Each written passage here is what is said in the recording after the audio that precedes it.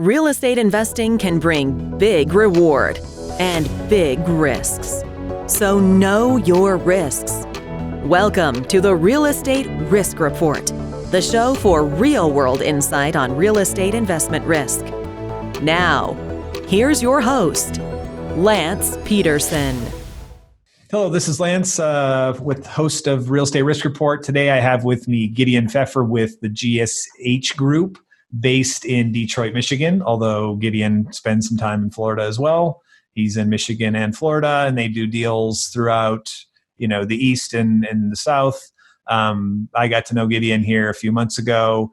We were working on some things, and so I've spent some time with him and his team and really appreciate sort of how these guys go about, doing what it is that they do. I think they do some interesting things in how they manage their properties, and obviously, Gideon's got quite the backstory as well, sort of coming up through the single family housing ranks. And so he's done a lot of transactions. He knows where you can kind of get burned, and I'm sure he'll have some good stories to share with us. So thanks for joining me today, Gideon. It's good to see you. Yeah, Lance, it's good to be here. Thanks for having me. Yeah. So why don't you just kind of give us a little bit of that background about how you, how you kind of came up with real estate investing and in a single family and that kind of stuff, and how it led to what you guys are doing currently. Sure. Well, I did come up through the ranks to single family, like you said, and I've always been an operator. I've always kind of done real estate investing on my own, and it really just started with a house. A buddy of mine and I bought a house pre-foreclosure crisis, fixed it up, sold it, bought 2 houses, fixed them up, sold them, bought 4 houses. And before we knew it, we were buying and selling, a couple hundred a year.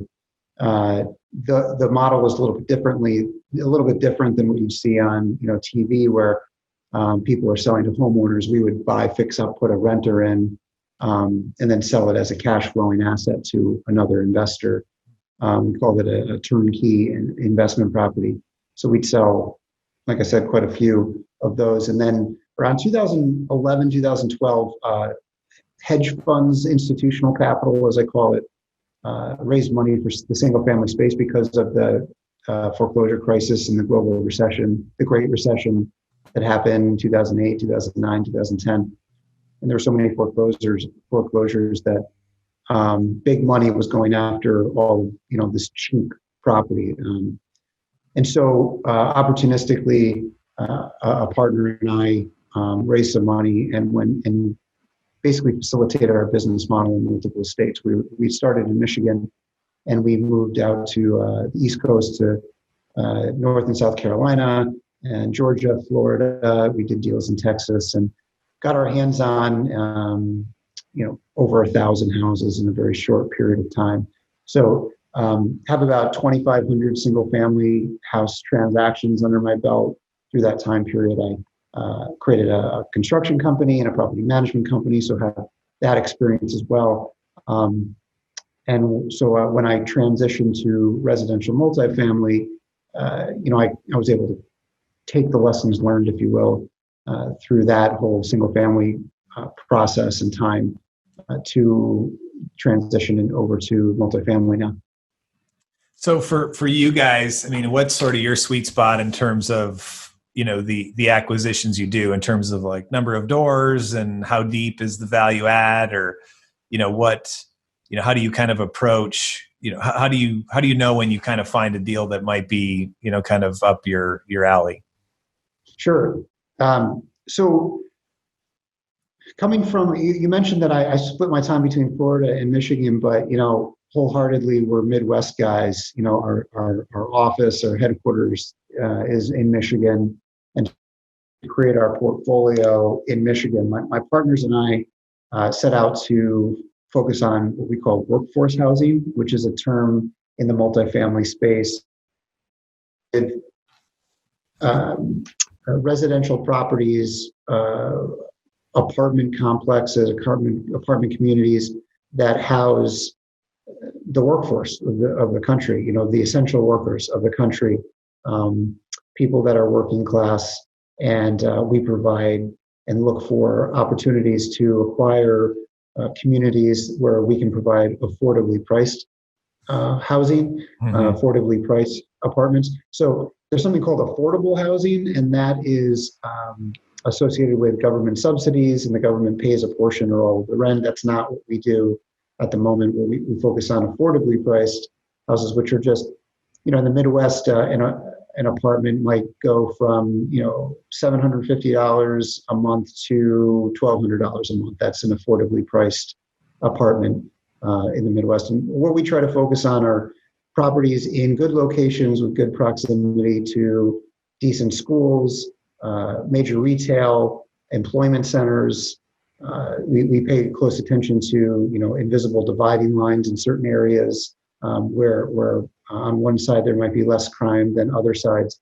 And we focus on properties that have some sort of value proposition. You mentioned how deep is the value. And when I hear that, I think of construction. There's a few different ways that we provide or create value in the properties that we look to purchase. Sometimes it's just management oriented. Sometimes it's just turning the knobs on revenues and expenses. For a variety of reasons, apartment communities out there might just not be managed well, or the owner really doesn't need to manage it as tightly or efficiently because they've owned it for a very long time and their cost basis in the property is really low. And sometimes, we try to stay away from heavy renovation where we're moving walls or knocking down walls, but we do quite a bit of cosmetic renovation as it relates to common areas, hallways, exterior, and the interior of the units, like kitchens and bathrooms and floors and walls and things like that. It's amazing how much nicer you can make an apartment community that hasn't been updated since the 80s or 90s. There's usually a lot of browns and yellows in those units, and if you go in and you turn it to grays and whites, it breathes a whole new, a lot of fresh air, a lot of new life into the community. Yeah, and so for you, I mean, obviously, I think the whole, as you mentioned with the single family space, is that you find yourself competing with institutional investors.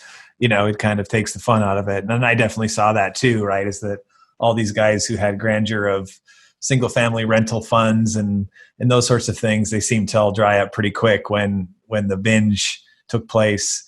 It seems a bit to me, and I'm not in it every day like you, but I mean, it just seems like there's a heck of a lot of multifamily syndicators, right? It seems like the competition is just ridiculously fierce. So, I mean, for you guys, I mean, how do you deal with that? Or is there any pockets that are safe? I mean, you hear some guys talking about, well, we stick below the institutions and don't go there. But it just seems that between all of the guys that are smaller guys, non-institutional guys, there's plenty of competition. So it can't. I'm assuming that everyone is buying right? It just seems like an impossibility. So, how do you look at that and how you feel about that? So, it's amazing to me at times what people will pay for an apartment community. Multifamily residential has become a very competitive market set. Like, I think what you're articulating is that there's a lot of competition, not only from large money like institutional capital, hedge funds, Wall Street type money, but also from a lot of smaller operators who are looking to either get in the game or transition from single family to multifamily. And look, I mean, I made my transition from single family to multifamily myself. But what kind of differentiates our process maybe from others is that when I was working with and supplying a large volume of single family houses to hedge funds or institutional capital, I learned kind of how to really validate a business plan. So, the first part of evaluating an apartment community is that, okay, either here's one that's on the market for sale, or here's one that I want to buy, and I've somehow convinced the owner to listen to me for a potential purchase, right? And I do that, and I'm looking at one that is, I might be looking at one that is marketed by a broker, or one where I've gone after one directly from an owner, because I feel like there could be some value there. I feel like if I purchase it for a specific price, that I can create value and get a good return out of owning that property for a while. But that's not really where it ends. That's far from where it ends, right? So I have to validate my assumptions. I have to validate what I think I can do with the property once I start looking at the property and get interested in buying it. And that, I mentioned earlier in terms of what we look for, the location is one of the most important places. We're always thinking about like replacement tenants. If our tenants move out, where are the new tenants going to come from? And not only where are they going to come from, but where are they going to work? Are they going to be able to afford the rent that we want to charge? Mm-hmm. So location is important. We love following major store brands like Target, for example. If a Target is in a specific general location, or a new shopping, national chain grocery store is nearby, we know that there's a relative density to that area of people that earn enough to shop at these types of stores, which means that they probably earn enough to afford rent at our property. And then, how close is it to employment centers? How close? Where are these people working? Is there manufacturing? Is there industrial? Is there tech? What is the profile of the resident going to look like? And that's just initially. And then we look at, what are the rents being charged today? How do they compare to all of the properties in some sort of a radius, some sort of a square mile radius? How do we call them comparable properties? How does the subject property that we're looking to buy compare to the comparable properties from a rental amount? Is it already high in the market? Is it low in the market? Is it right where it should be? And if there's a strategy where we want to do some renovation and make it nicer, maybe increase the rent, for one reason or the other, are we going to be at the top of the market? Are we going to be the most expensive show in town, or are we going to be more average? We never want to be the most expensive show in town, because we don't know if people can afford the most expensive show in town. Yeah. So we have to validate things like that. We have to understand if property taxes are going to adjust and how much they're going to adjust to. And there's a significant amount of due diligence and validation of what we're assuming that goes into buying these things. And often, we're looking at hundreds of deals at a time, hundreds of deals. And out of those, if I look at 100 deals, 10 of them I might actually think could work and put into a performance spreadsheet. And out of those 10 that I put into a performance spreadsheet, maybe one or two are going to fit a potential return profile based on our assumptions that would make sense for us to put in an offer. And then we have to put in an offer, and often it's a competitive process where we're not the only ones offering. So there's so many deals that we bid on that we don't get because we just won't go higher than what we think the property's worth, So I think that there could be folks out there that are just looking at a deal and offering on the deal, and if they get it, that's great, but that's not our process. Yeah, which must be frustrating though, right? Because it's just, that means it's kind of like, back in the day, I'm from North Dakota, and a lot of people like to hunt and fish, and especially like fishing. And then they'd take me hey, you want to come fishing? I go fishing. I'm like, dude, this is the most boring thing ever, right? Like, you never catch fish. Like, you wait forever to maybe get a nibble. Like, I'm just not that patient, right? I just couldn't do it. And so, how do you guys deal with that, knowing that the more diligent you are, right? I mean, you think about it, that's kind of what happens, is that the better you are at it, that's the very thing that oftentimes, narrows the number of opportunities you have, because, you've got the money in the market, or people that are, willing to overpay for things, or, is it so? How do you deal with that? We cast a wide net. We're looking at a lot of stuff, and luckily we've got a portfolio that keeps us busy. Yeah. The deal doesn't end when we purchase the property. The deal just begins, and then we have a business plan that we have to initiate and engage in and manage to make sure that we fulfill our business plan and get the returns that we felt that were possible. So it's nothing like a deal that kind of doesn't go as planned to keep you a little bit more mindful and disciplined on bidding on future deals. You know what I mean? Every deal we buy, let me say it this way: no deal ever goes as planned, but most deals aren't catastrophic or even that big of a deal. But there's always surprises. Hopefully I have enough, or my team has enough humility to learn through things that we could do better on the next one. So every deal we get a little bit smarter. But I think there can be a level of analysis paralysis for people, and never get over the hump of purchasing. So it's a delicate balance straddling conservatism as it relates to properties and business plans and models, and being aggressive if we feel like deals can work for us, and there are certain deals that make a whole lot of sense, and we're happy to get aggressive on.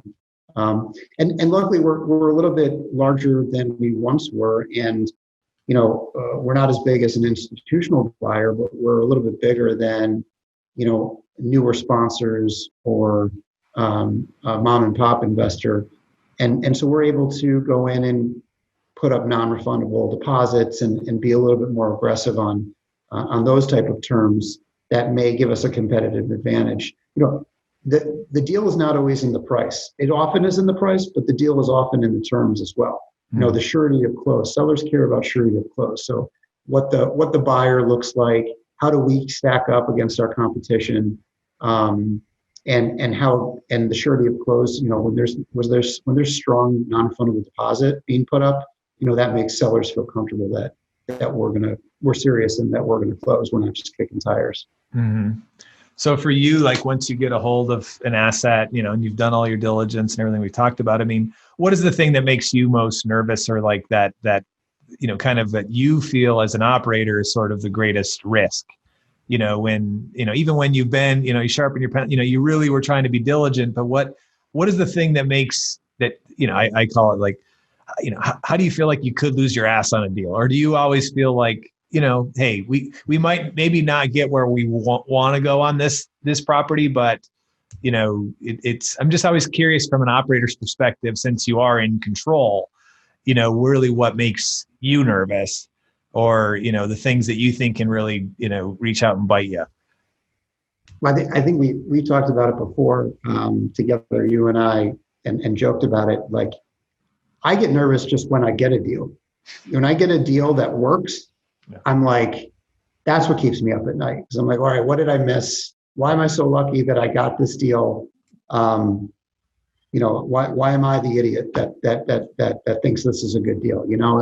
And I swear to God, I personally, and I've made guys that work for me, guys and girls that work for me, like open up our pro forma and literally trace every tab to make sure there's no mistake in our spreadsheet. Did we miss anything? I don't think there.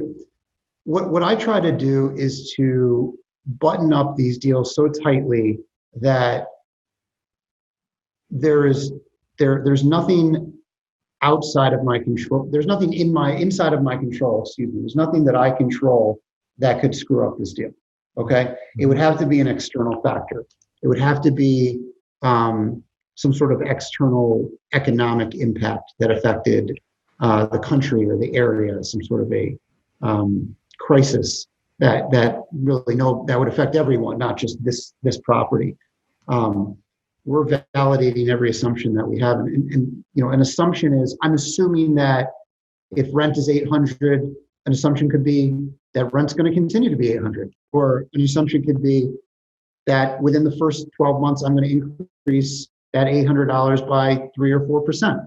An assumption could be that if I replace the cabinets in the kitchen and paint the walls and change the flooring, then I'm going to be able to charge $850 instead of $800, right? And so those are assumptions. I'm assuming that I'm going to be able to charge a pet fee. I'm assuming all of these things in my spreadsheet, right? And I need to validate them based on what other people are doing in the market. And there's a science to it. And I can be pretty certain that I can execute my business plan based on what the reality is right now. So there's not a ton that keeps me up at night anymore, because we are so strict with the validations of all these underwriting assumptions. Yeah. So this morning I was reading an article. I should know this where I read it, but this pundit was sort of saying, I mean, the obvious, of course, is that at some point here, the foreclosures are going to hit and hotels and retail and whatever. But he had mentioned even multifamily, that the rent collections are not where they should be. And obviously it's a sweeping generalization, but I found it interesting because he's intimating that, hey, there's going to be some people are going to lose some properties here. Right. Sure. I'm just curious from your perspective, and I know, we're really hitting on sort of this workforce housing, and I think that's generally hey, if the people that were in the really fancy places, they're going to move down and hit, have to rent from you, or maybe someone's on their way up, from kind of a not so good situation can, get a job at Target and they can, rent one of your places. So being in the middle, it just seems to be logical. That's a good place to be. But it's when they say those things, what do you, if they say the multifamily, some of these landlords or, owners or operators are going to lose their properties, what's going to cause them to lose the property? They're going to bust a covenant or it's that what they paid was more. I mean, what do you think is going to be the thing if one, or maybe there's multiple that are going to, cause some of these property owners to lose their assets? And, because everyone's sitting here waiting for this, the great distress that's going to come. And I'm sure that, my assumption is you and your team are probably no different of, licking your chops for the potential for that to happen. But, what do you think is going to happen or in that regard? I mean, what's it going to look like? How are you going to lose a property, or some of these guys are going to lose properties? Right. So I'll start with, my opinion, and I'm far from an economist, but, this recession that we're in is not like the Great Recession from a housing perspective. I don't think that there's going to be as much. I don't think there'll be as much distress as there was in 2008 through 2011 and so on, just because of the banks learned their lesson. Lessons learned in terms of foreclosure and the rate of foreclosure and workouts. And there's not. I don't think it's as bad. You can't overgeneralize rent collections across the country. I think that in more like C-class properties in more risky neighborhoods or lower rent areas probably have the highest level of non-payment right now. And from my reading, I hear also like kind of like the top tier A-class stuff is kind of struggling right now in terms of releasing. People are being a little bit more conservative in terms of like how much money they want to spend every month. But where we sit, which is kind of like the B class stuff, like, our collections have been good. Our collections are above 90% on average in our properties. And that seems consistent with other multifamily residential property owners, including really large ones. I listen to webcasts and I read articles like you do, and the big boys, people that own 50 to 100,000 units are seeing relative stability, I guess, as it relates to rent collection. I think that housing is very important to the American citizen. I think that for any person or family, the mortgage payment or the rent payment is one of the first payments to pay every month. Mm-hmm. And we've seen that. We didn't know what was going to happen. Early March. Yeah. We didn't know what was going to happen in April. We didn't know what was going to happen in May. We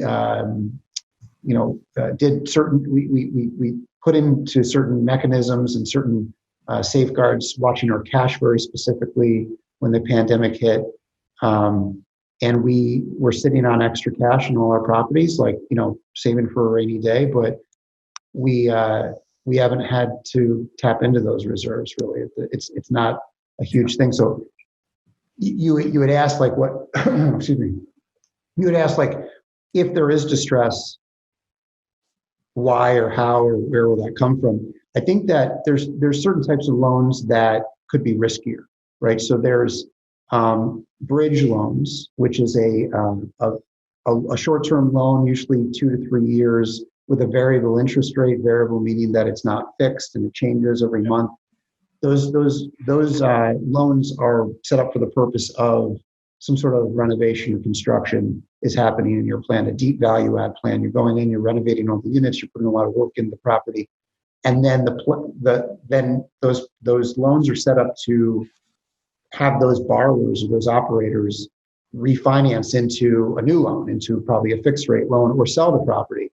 And if somebody got caught, let's say that somebody purchased something in the last quarter or in the middle of last year or the first quarter of this year, and then the economy kind of fell off, maybe they have not been able to achieve their business plan. They have not been able to renovate at the levels that they wanted to. Maybe the price of renovation has gone up.